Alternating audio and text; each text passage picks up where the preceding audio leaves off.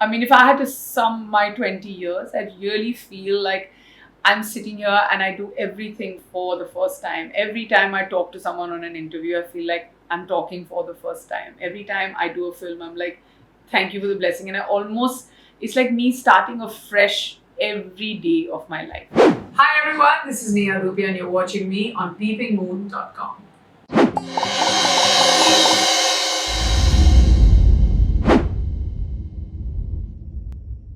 How do you round up 20 years for somebody in the business where even surviving for 2 months or at times even 2 years looks as difficult? But Neha Dhupia has not only shattered the norms of how you got to do and be in the business, she has done it on her own terms. So, for the season 3 of Let's Talk, we have somebody with us who is an actor, a host, a mother, a staunch feminist, and somebody who never shies to say what she wants to say. So, how should I introduce you, Neha? Just as Neha. Just as Yeah, Neha. just as Neha Dhupia actually. I'd like to keep both my names. Yeah, just not Neha, but Neha Dhupia would be my identity. But if I have to ask you, because that's the question I think every woman gets asked maybe at some point of stage. What is the role you enjoy the most? Because you play multiple roles in real and in real life. I feel like now that you become a mom, it doesn't. Nothing else matters. Now, पूरी दुनिया एक तरफ और तुम्हारे बच्चे एक तरफ. So I think the cuddles I get at the end of the day is the role I enjoy the most. But it's not even a role for me. It's life, and there are times I take my own self as a mom for granted because I know that if there's a job I need to do, I can go back and maybe go into the cuddles and the snuggles later. But I'm very systematic, on the ball. If there's something that needs to get done, I do compartmentalize. So I to say that I enjoy what I my personal life a lot has got a lot to do with the highs and lows of my professional life. So at this the sum total of just where life has gotten me is fine.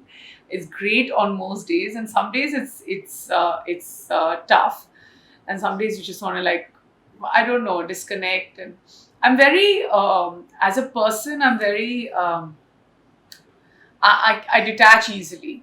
So it's okay. Like the highs of my professional side or the lows of my professional side don't bother me as much as they would bother other people, like for their careers. Yeah, so I'll do a little remind and let's take you back to exactly with Neha's journey. What was it like before winning Miss India, and what was the first change you saw after winning the title? The life before and after. What was for you if you have to sum it up today? I don't think you change as much. I think people around you change. So it's how people look at you or perceive you, and that happens even now. Whether it was me as Miss India or whether my life changed, and from like a twin sharing, I went into like boom the presidential suite of the hotel, and I was fully upgraded, and you're in the front of newspapers, and it's great. Life is great, but you don't change. Nothing about you changes. You're like literally the same person waking up. Where people know you more or recognize you more, and likewise, and moving on, even like 20 years hence or into your own career, you don't change as much. Like somebody who comes out of a really successful film, and if you go like to an award show, and maybe let's assume, just to give you an example, if it's style based or fashion based, the success of your last film defines how stylish you are. So it's just that people change around you, but you could be the best dressed person in the room, but if you don't have a box office number to back that, it doesn't matter. Your Elisabs don't matter. It really doesn't matter. So people around you change, and I'm hoping that that's the one thing about me that's kept me going or kept me working hard or understanding that I haven't reached any sort of one word status anymore. Like, I'm not like, superwoman or epic or, all these hashtags that people put. Used to Yeah, you. I'm not that person. I'm still that same person who's, when I came to Mumbai, I was struggling to win a pageant, and then I was struggling to get my next best job. And 20 years later, also, I'm doing the same thing. I'm just struggling to get my version of my next best job. So it's not like, पर मैं तो ये कर चुकी हूँ तो मुझे तो होना चाहिए या मुझे मेरी तरफ तो आना चाहिए सब लोगों को, वो कुछ नहीं है. And that's how it should be. That's got to be like, you've got to operate at that same level of human you were, and keep the hard work and keep the struggle and keep the hustle and keep all of that. Baki sab to will keep oscillating. All that is temporary. What is permanent is this. Lovely. Yeah, you decided to I put your civil services dream on back burner to enter the films. Is it true? Yeah. My dad always wanted me to join the IFS, and then my father was in the Indian Navy, and being a part of the armed forces was something I wanted to do. Being a part of the civil services is something that my father thought would be appropriate. So we were working towards it simultaneously in a way. Academically you make those choices, and back then there's a large part of you that also wants to fulfill your parents' dreams. And they are the guiding light. Even now we are to our children, but it's it's acceptable, it's acknowledged, and it's cool to say that our children have a mind of their own. Like earlier it was not that. So that was something my dad wanted. It wasn't a bad thing at all, but life had different plans.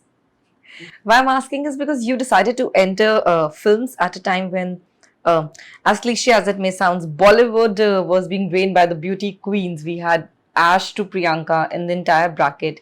Everyone was making it big and quashing the theories that, beauty pageant winners just cannot be in the films. And you entered at the same time. Was there ever a flicker of doubt? Am I doing the right thing? Considering you had your father's another dream also simultaneously walking beside you. There was no doubt. I mean, while you're in the contest, you just want to win and do well. And, I think I kind of did that. And then there was, there's like, like a floodgate that opens up, right? Because you're put on this kind of platform and everybody knows. And everyone thinks that, oh, ye to Miss India ban gayi to pictures mein aana hi hai. But people don't get it right. Like, people need to understand that even to become Miss India, because I'm a mentor now, I've been one for these girls for the past 6 years. It's not easy. You're competing with an entire country that's full of like really smart and beautiful women. So, it's not a stroke of luck कि हाँ ठीक है बन गई तो जो Lara ने किया और जो प्रियंका ने किया और जो किसी और ने किया तो ये तो करेगी.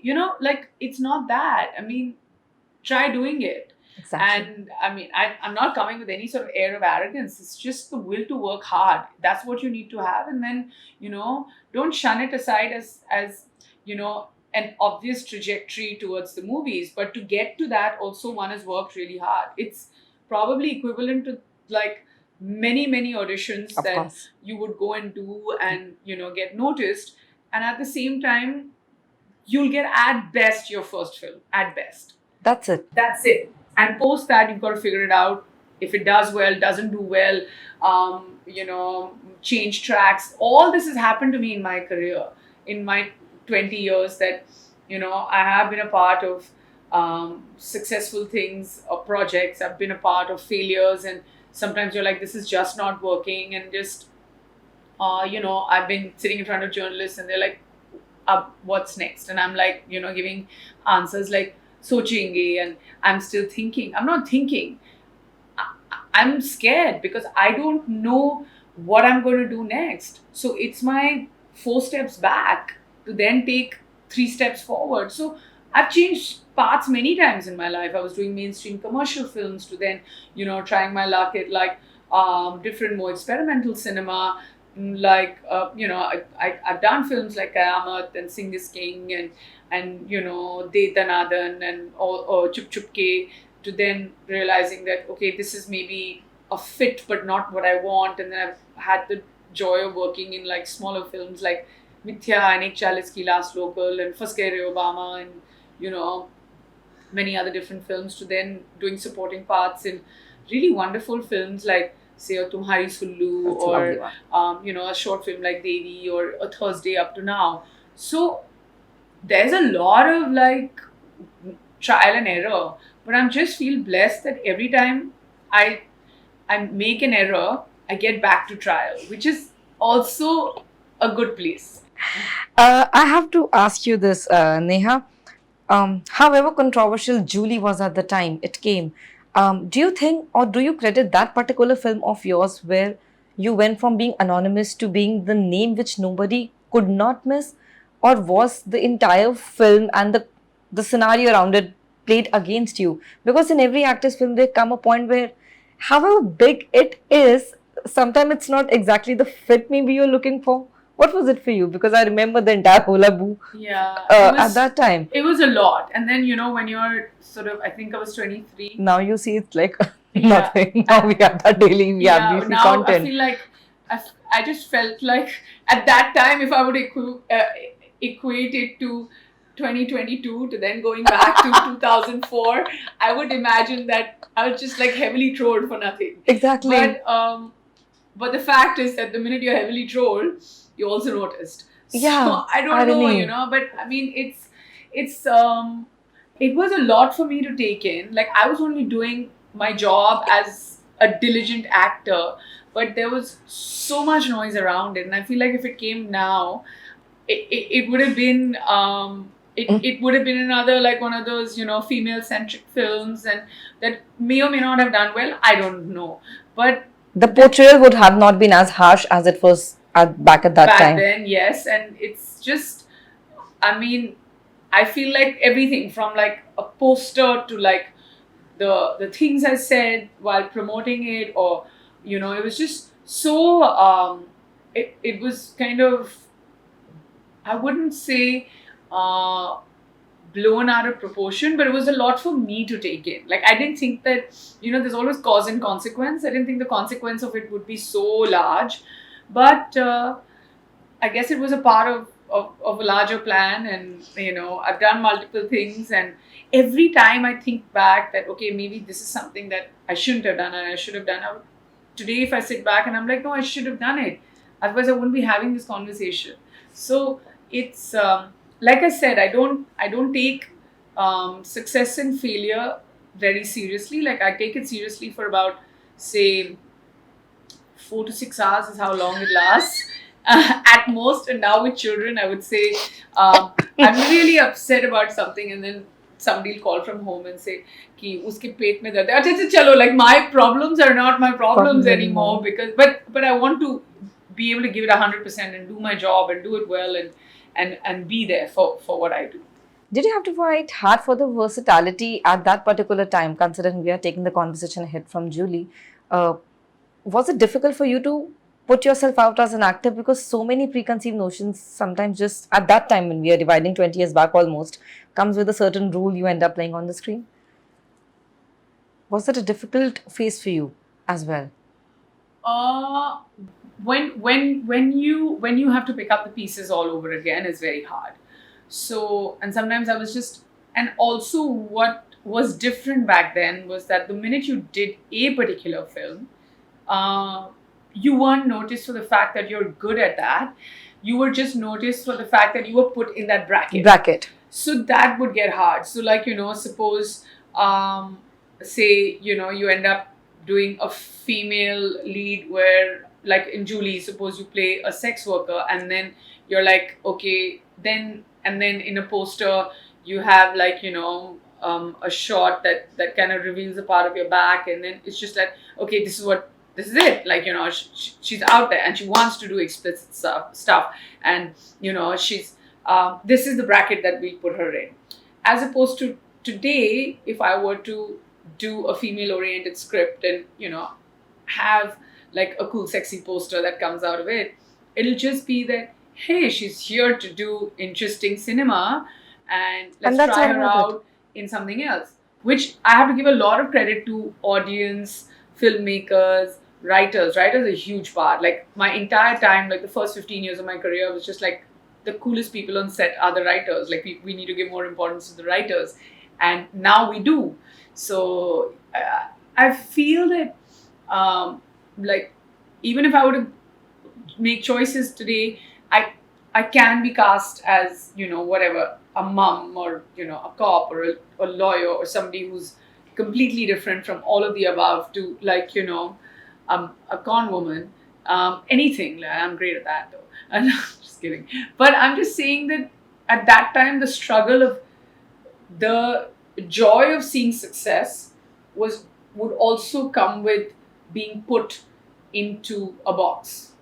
And many actors, even before me, and legendary actors I've seen, uh, would have to take that mold and fit that mold into a script, as opposed to, and that's the kind of those are the kind of offers that everyone would get. Yeah. So, for instance, um, action heroes would do action films, and romantic, and really good ones, and romantic heroes would do romantic films, and or like, um, a girl who would be cast from a certain belt in the country would then be cast the same way. So, but now everything has changed, and now everybody's looking for that challenge. And I wish that it had, like, I wish that also some of the smaller films that I had done would have come out now, because they're so OTT So ready. OTT ready.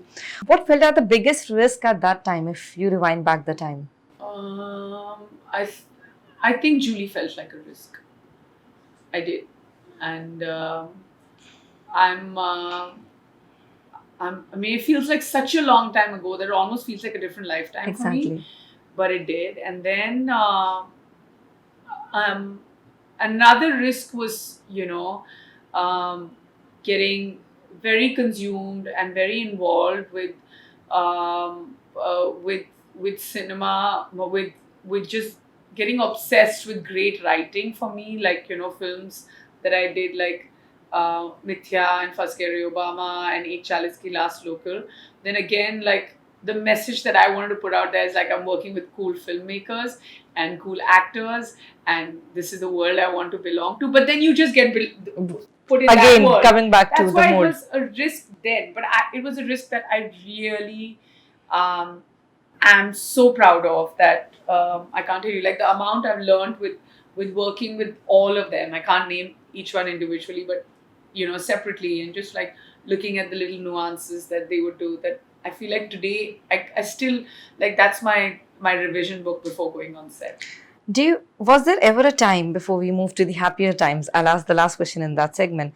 Was there ever a time where you decided that you can't continue doing the same thing, or you don't want to be on the same path, because there is a certain set of rejection which does set in, even, and as an actor, as a human at the end of the day, you can't show, you have work to do, you have a roof to keep over your head. But was there any point in that particular phase before, you were experimenting, as you said, with two different kind of cinemas, that you almost gave up? Like, it's a little too much sometimes. I'll tell you what, the blessing that I've had as maybe a human or an actor or a person who belongs to the industry, and I want to knock on wood and say this, it's just that I don't know if I'm working, but I'm constantly busy. That's a huge blessing. There's Yeah. a big difference. Have I seen rejection? Of course I have. Am I seeing rejection even now? Of course I am. There's so many times, like this morning I got a message, sorry, you're not fit for the part, and we're going to cast someone else, which is fine. And rejection is not just that, oh yeah, please come for this audition, and not fit, not fit, not fit. Rejection happens at many different levels. Rejection happens at the level where you set standards for yourself and you don't get to play those parts. Rejection happens at a level where, you kind of have an or at least for me right now, there's people also, for some strange reason, want to they don't want to cast you like you were 15 years ago. They also want you to, but they want you to look like you were 15 years ago. That doesn't make any sense. So, I mean, at so many different levels. And I just want to not just tell you, but I want to tell everyone out there that if you think that people who are successful don't see and face rejection every day, I promise you they do. They just get more and more used to it. They know how to pick the pieces up and they know how to go ahead. So please, like, don't take it so seriously. Like, you just have to be like, why did I get rejected? What do I have to do to work towards it? How do I work myself? Like, I want to do stuff on OTT, but I don't want to do anything where I'm just like a bystander. I want to lead from the front. I feel like I worked hard enough and I have that much of talent and that much of a name where I can, lead from the front when it comes to an OTT show, and I will like wait it out. And if I get tired of waiting it out, I may change paths. Like, you can't like hold anything against me. But there are times that I feel like, will this happen? Will my phone ring tomorrow? And we all went through a pandemic. We went through like 2 years where the industry had almost shut down and there was nothing. How did each one cope? And I feel like somewhere as actors you cope better because every second day you're getting a casting call saying, ये वाला नहीं हुआ, अगली बार try करेंगे. So you're like, okay, you're used to it, so it's fine. Moving forward, Neha, I remember when you tied knot with Angad and the entire hula boo around the news of your pregnancy. It's a difficult phase. You're entering a new life in two different ways. You're marrying, you're soon to become a mother, but there is so much noise. There was so much being said and written. How you hold your ground? Because it's not just you're changing from Miss to Mrs. You are becoming a mother, and it's a highly sensitive phase. Yeah. How do you manage being a public figure and still trying to, keep the blinkers on and just focus on yourself and your health at that time? I feel like it's really great to know that the nation's mathematics got really good around my pregnancy and onwards. To many more pregnancies that are being calculated. Sorry. No, it's great. And it's like, and also everybody knows what first trimester and how many weeks, and second trimester, abhi ye 5th month mein hogi, abhi ye 6th month mein hogi. And how the stomach shows, so set the record straight. Yes, I was pregnant before I got married, so it's fine now that has been put to rest. Give me move forward. Well, I think the stressful part wasn't anything like just to see Angad so rock solid, like. There was no other way. Like, I have my team and my friends who are also handling like my PR, one of my closest friends, and then she was like I knew it. I knew you're gonna come back to me one day, and this is how it's gonna happen. Otherwise, you would have never gotten married. Like, I literally feel that if he wasn't so rock solid, we wouldn't have the life that we're having right now. Like, he led from the front, and that's literally like the fact that he was so clear in his head, and the amount of clarity he had, whether it was about marrying me or whether it was about starting a family or whether it was like, there's no confusion. I just think that was the sexiest part about him, like, and for me to be able to have this life, I think I owe it all, like literally and figuratively also, to Angad, because it's he was just like, this is it. We're getting married. And I'm like, what do you mean we're getting married? And he's like, let's go home. He went and he sat across the couch and he's like telling my parents that they'd met a few times at home. And then he was just like, they're like, what would you like to have for dinner? And all, Neha and I are getting married. And when would this be? Like 2 days. So it's just, and it's great. It was done. There was no like, and then, using social media to do what it does best, spread news. Let me start it, and it wasn't a rumor, it was true. And I was just like, and the next day, as soon as we got married, I think in 6 hours I left for Houston because I was working, and we woke up in Houston. He's like, we're in the middle of America married. And I'm like, yeah, like 3 days ago we had no clue this was going to happen. I'm like, yeah, it's done. So it was great. But the stress of a kind of judgment that comes along with it, can I be honest? I really, that time during my pregnancy, I'd shut it out because the noise and the surround sound and all of that. Like, I think for a matter of a blink, it stayed with me. I couldn't let my health get affected, and I just wanted to really enjoy it. And it's such a great feeling. And now if I look at my children, kudos to you. It takes a lot of strength. Yeah. What followed was also, Neha, your physical transformation. And oh my God, the constant bullying, the trolling, the abuse. I mean, what hit the rock bottom, considering where you were openly saying that I'm also championing the cause of breastfeeding and I'm very open and vocal about it. It's like they know the reason why your body is going through changes, but still they want a perfect image of God knows what perfect image a person wants from the other person out there. How did you deal with that? Because it was pretty horrendous, and I've read stuff. Yeah. It went dirty, nasty down to some other level. Yeah. It's I mean, to say it's okay, I'm saying it's not okay. I mean, more than anyone else, do I have the ability and the intelligence and the bandwidth to take it? Maybe as a human being, like I told you even earlier, and maybe Exactly. that's the reason I mentioned to you, I'm a very detached person. So पढ़ा ठीक है, किसी ने बोल दिया हाँ ये मोटी, या किसी ने बोल दिया अच्छा ये, अच्छा कितना weight gain हो गया, you shouldn't be doing this, you shouldn't be in front of the camera, ये waste of time, to say the least.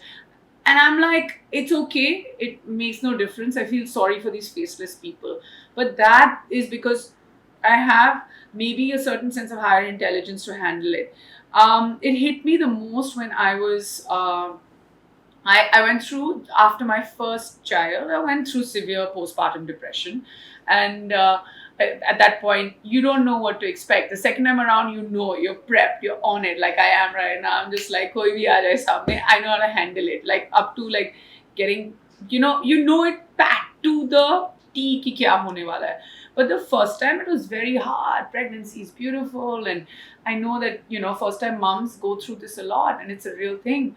And just you know being cut open, and your baby you see on the outside, and then you're staying up every night till like you wake up 4 times at night sometimes, and I wanted to feed my children, and I've taken it on, and this is the choice I've made. If And you've been moms vocal decide about not it. to, it's totally okay. Yeah. And they're also amazing mothers. I'm not Exactly. saying that, but it left me it was, I was a wreck because I wasn't getting sleep. I didn't know. Every time my child cried, I didn't understand that it's just a signal of communication. Because that time I was like, oh my God, kya ho raha hai?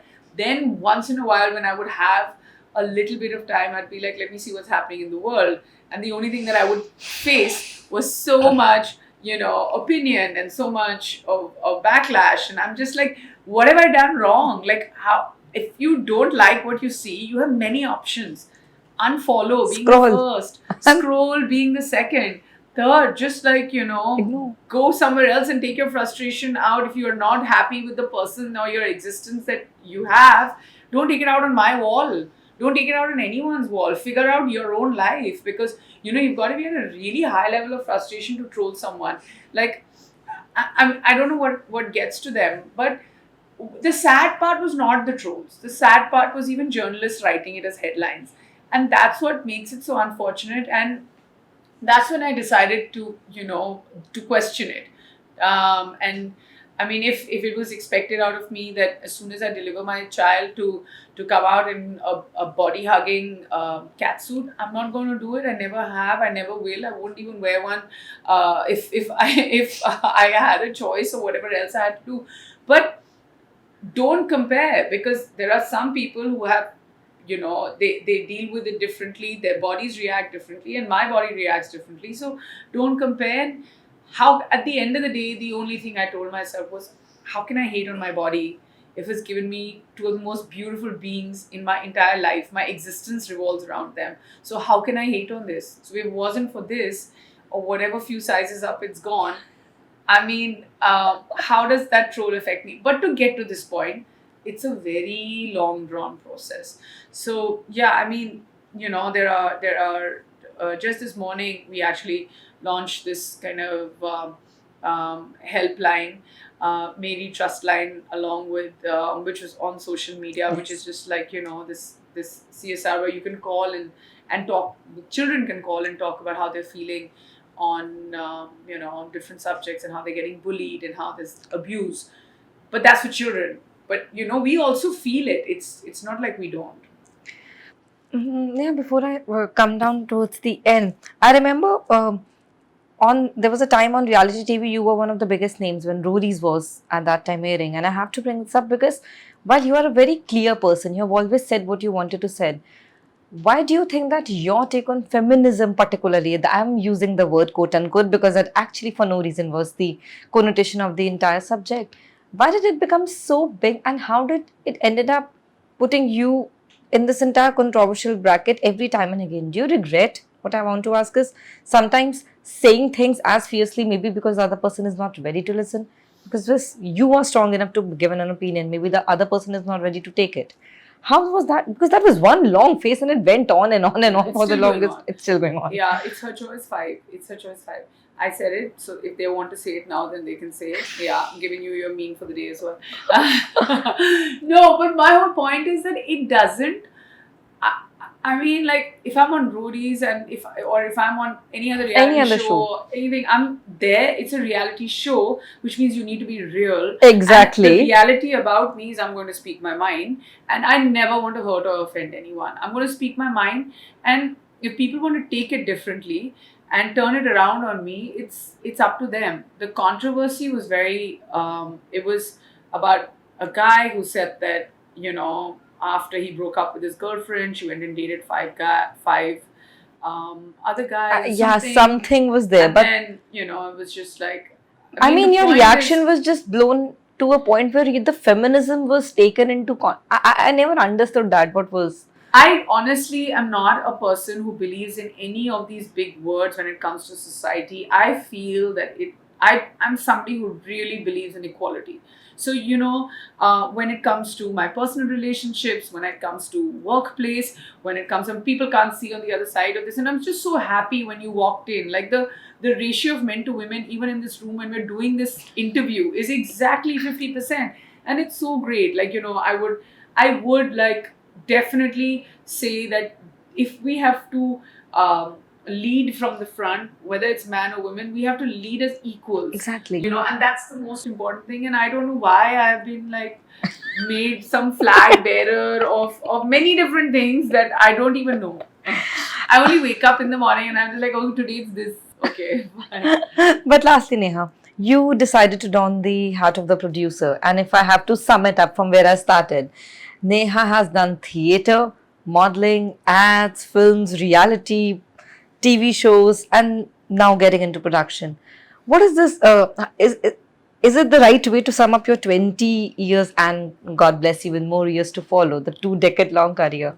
Why now you want to change? Like, there was a reason to change the trajectory and go to with the production? No, I've only produced my podcast, that's No Filter Neha, Yeah. a couple of short films. But apart from that, I have no kind of interest ever in producing cinema. Never. No. I only want to be an actor. I never want to be a part of that. I think it's unless somebody comes and says, "Ki, you be a part of this and we'll handle everything." Unless I have like this great team, but I feel like it's overwhelming with having 2 children and such young children, and going out and working, and then chasing the right kind of jobs. As an actor, I definitely want to chase the right kind of jobs for myself.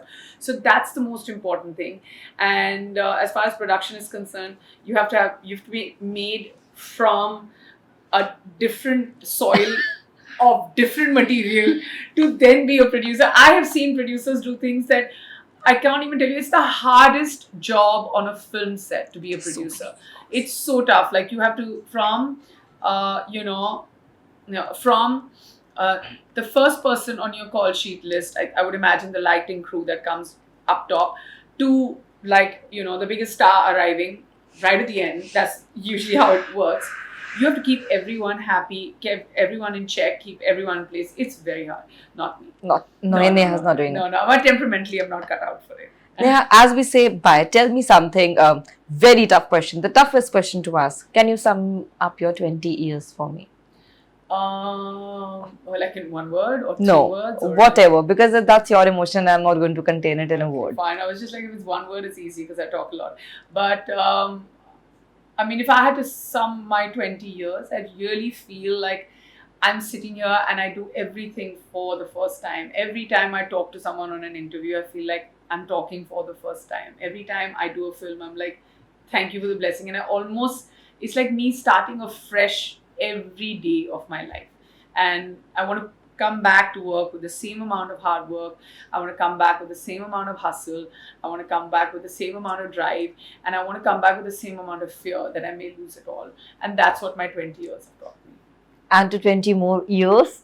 And maybe if I'm till there, and if Neha definitely will be working, I don't know about myself, but we will do this again. But thank you, Neha. Thank you for... these are conversations which we normally don't get time when we are at our promotions, but when we get to do. So thank you for opening up, as I always say, because it's difficult for even the artist to open up and put their heart out. And Thank you say. very much, and thank you for being present in the interview. Yeah, that a lot of people don't do. Oh. Because they start asking the next question very fast No. without listening to the answer. But you don't have to keep that. No, we are not keeping any of this. We have done our thank you're you. like, अच्छा कौन सा film के बारे में अभी कौन सी film कर रहे हैं आप next, and then you answer that question. आप बताइए आपका अगला project. My point is, and you're if you like, I can't- just answered that. If you can't do your research, don't do the interview. You can't insult the artist sitting right in front of you. That's stupidity to the core. I know. No So matter thank you. what. This But is thank you great. so much, ma'am. Thank you.